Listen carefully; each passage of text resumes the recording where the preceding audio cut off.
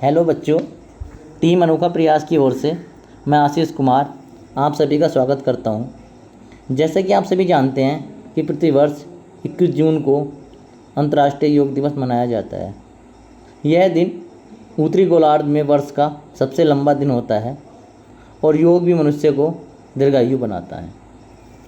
आइए बात करते हैं हम योग की।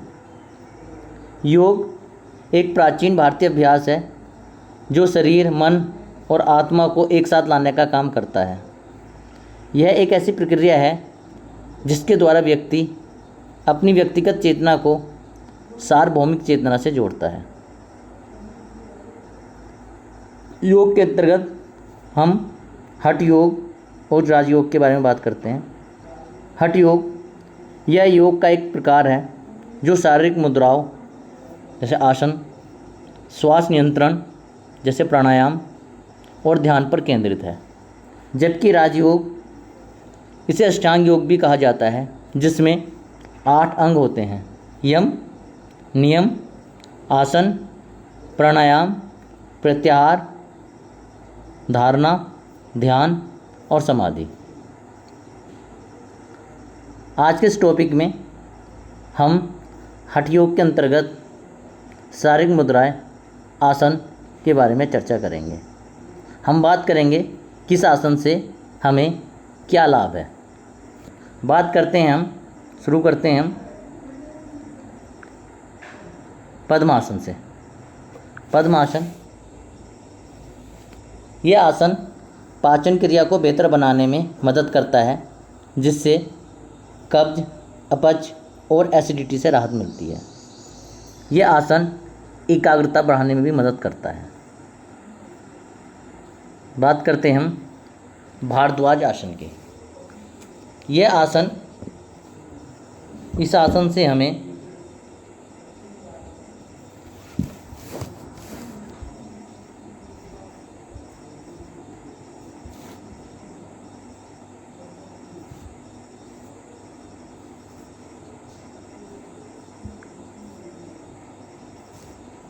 यह आसन, भारद्वाज आसन, रीढ़ की हड्डी को मजबूत और लचीला बनाता है, तनाव और चिंता को कम करता है, पीठ और गर्दन के दर्द में भी राहत दिलाता है। आगे बात करते हैं हम गोमुख आसन की। यह आसन मन को शांत करता है, श्वसन क्रिया को में सुधार लाता है। गोमुख आसन अस्थमा, मधुमेह, बवासीर, सर्वाइकल और स्पॉन्डिलाइटिस में भी मदद करता है। बात करते हैं हम अधोमुख श्वान आसन की। अधोमुख श्वान आसन, यह आसन मांसपेशियों को मजबूत बनाता है। यह आसन सिर में रक्त परिसंचरण को बढ़ाता है, जिससे मस्तिष्क को अधिक ऑक्सीजन मिलती है, हड्डियों को मजबूत बनाता है, नींद में सुधार लाता है। अधोमुख श्वान आसन। अब बात करते हैं हम सेतुबंध आसन की। यह आसन हमारा सेतुबंध आसन है।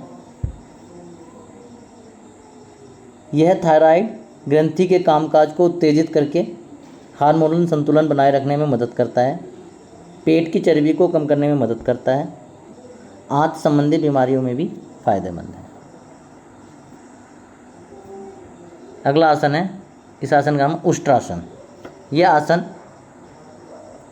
महिलाओं को मासिक धर्म के दौरान होने वाले दर्द से राहत दिलाने में मदद करता है, थायराइड ग्रंथि को उत्तेजित करता है, जिससे हार्मोन्स बैलेंस रहते हैं। उष्ट्रासन शरीर के विभिन्न हिस्से जैसे कि कूल्हे, थाई और कंधों, शोल्डर्स में लचीलापन को बढ़ाता है। अब बात करते हैं हम चक्रासन की। यह आसन छाती और फेफड़ों को फैलाता है, जिससे फेफड़ों की क्षमता में सुधार होता है और सांस लेने में आसानी होती है। यह आसन रक्त परिसंचरण में सुधार करता है, जो हृदय संबंध स्वास्थ्य के लिए फायदेमंद है। यह आसन भी थायराइड और पिट्यूटरी ग्रंथि को सक्रिय करता है, जो हार्मोन्स के संतुलन को बनाए रखने में मदद करता है। अगला आसन है हल आसन। हल आसन। हल आसन अनिद्रा और सिर दर्द में राहत दिलाने में मदद करता है। हल आसन थायराइड ग्रंथि को उत्तेजित करता है, जिससे थायराइड हार्मोन्स का उत्पादन संतुलित रहता है।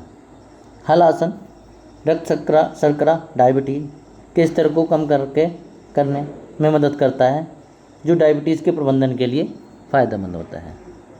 वक्र आसन ये शरीर को ट्विस्टिंग करने में मदद करता है, जिससे हमारी आंतों की संबंधी जो समस्या होती है वह दूर होती है। बात करते हैं हम शीर्षासन की। यह आसन सभी आसनों का राजा कहलाता है।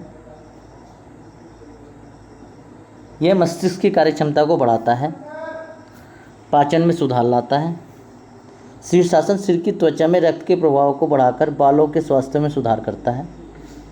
यह आसन पिट्यूटरी ग्रंथि के कामकाज को बढ़ाता है, जो शरीर में हार्मोनल संतुलन बनाए रखने में मदद करती है।